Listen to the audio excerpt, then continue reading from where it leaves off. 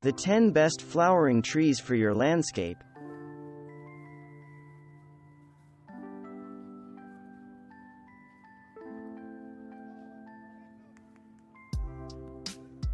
Star magnolia is one of the first plants to bloom in the spring, with white star-shaped flowers that appear in March and April, before the leaves appear. This is a large shrub that grows to 15 to 20 feet, but it can be trained as a tree by pruning to retain a single stem to serve as the trunk. Flowering dogwoods, Cornus Florida, offer landscape interest in fall and winter, in addition to the wonderful spring blooms. These flowering landscape trees display pretty fall foliage as the glossy green leaves turn attractive shades of red. The colorful berries add further fall interest, and for good measure these trees afford interesting branching patterns that show up best in winter after their leaves have dropped.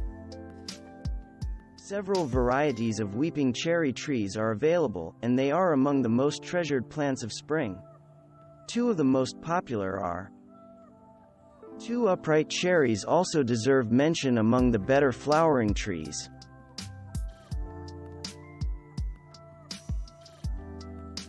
Various kinds of saucer magnolia are often bigger, growing to 20 to 30 feet, than star magnolia and have bigger flowers.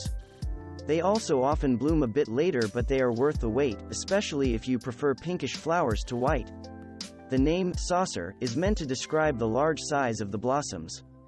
Avoid planting this tree in southern exposures, as the flower buds may emerge too early and be prone to cold damage. Like flowering dogwood, the redbud is indigenous to North America and is among the best flowering landscape trees of the spring. The April blooming flowers are not large, but they stand out from the other entries on this list due to the fact that when they first appear, the blooms line otherwise bare branches, coating them in a pinkish-purple fuzz. One particular cultivar of the Callery Pear, Bradford, for a time earned the entire species a bad name, since it had weak branches that snapped off easily under wind, snowfall, or ice. Newer cultivars are now on the market that are much superior. Redspire is one good choice, a thornless tree that grows 35 to 45 feet high, with white flowers that appear in spring before the leaves appear. Callery pears serve well as residential street trees or as shade trees in the landscape. The fall foliage is a beautiful yellow or orange. Hawthorn trees are one of the few flowering trees that provide color past early to mid-spring.